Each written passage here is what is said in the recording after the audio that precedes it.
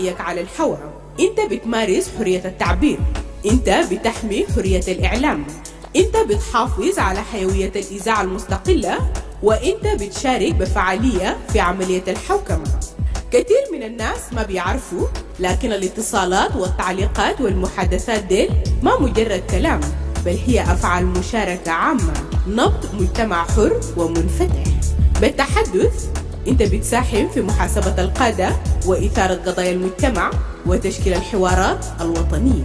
بدون صوتك بيصمت الميكروفون. استمر في الاتصال، استمر في الكلام، لأنه لما يتكلم الشعب بتتنفس الديمقراطية.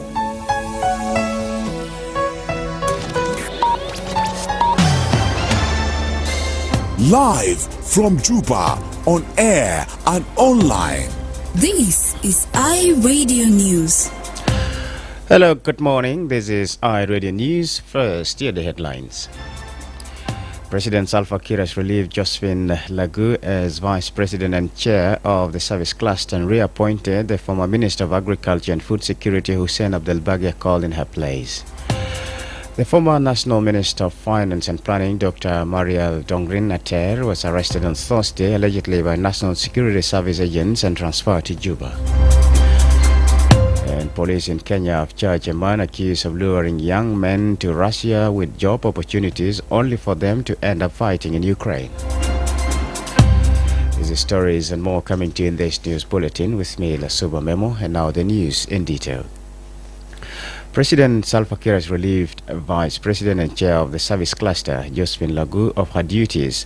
Lagu is the chairperson of the South Sudan National Movement for Change, a member party of the South Sudan Opposition Alliance, SOA, under the 2018 peace agreement. Former Minister of Agriculture and Food Security, Hussein Abdelbagia Kol, has been appointed in her place. Abdelbagia is affiliated with the South Sudan United Front Army, which is also part of SOA coalition.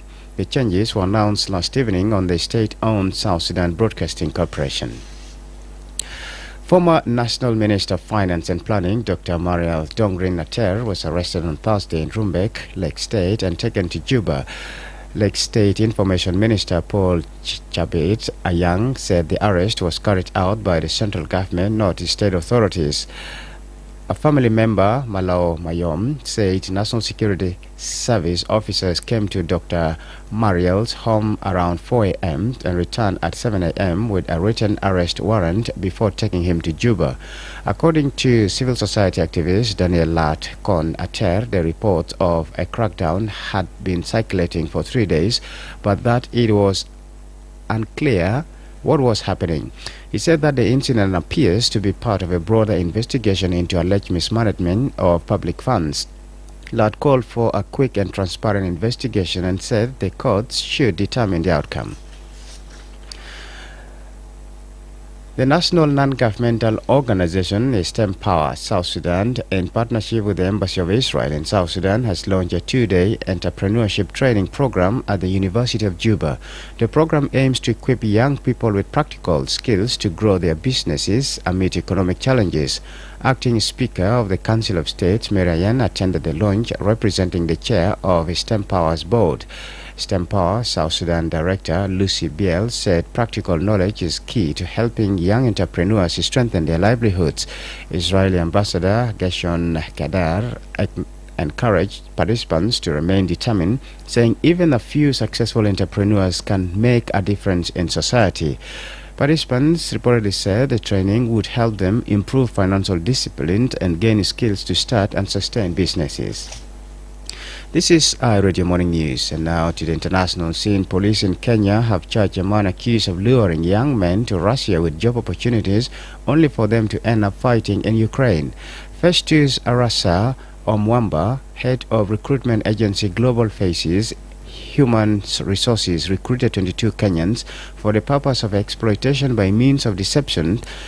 State prosecutors have said the victims were rescued last September from an apartment complex in Athi River, a town known the capital Nairobi, before they could travel to Russia.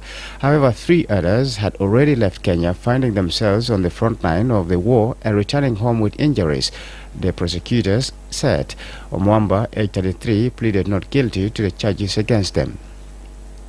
U.S. and Iranian officials have made significant progress in high-stakes nuclear talks in Geneva, the Omani foreign minister said, but the chances of a deal that could avert a war remain unclear. Badr Abu Saidi, who acted as mediator, said the two sides plan to resume negotiations soon after consultations in their capitals, and technical level discussions would take place next week in Vienna. Iran's Foreign Minister Abbas Araghchi, who led his country's delegation, said good progress had been made, and while there had been agreement on some issues, differences remained on others. He said the next round of negotiations would happen in less than a week. This is iRadio Morning News, and to end this bulletin, here's a recap of the headlines.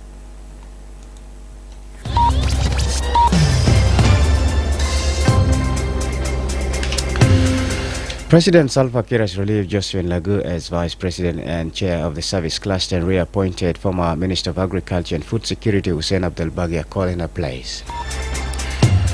The former National Minister of Finance and Planning, Dr. Marel Tongrin Ater, was arrested on Thursday, allegedly by National Security Service agents, and transferred to Juba. Police in Kenya have charged a man accused of luring young men to Russia with job opportunities only for them to end up fighting in Ukraine. That's the end of our Radio Morning News. If there's a story or an event you'd like ready to cover or report about, please send us a text message at +211 925 287 It's also our WhatsApp number. Follow us on X at iRadio Juba, like our Facebook page iRadio, subscribe to our YouTube channel at iRadio South Sudan. You can also visit our website and listen to us online at www.iradio.org. Stay tuned for news in Arabic at 8 o'clock. I'm Lasuba Memo.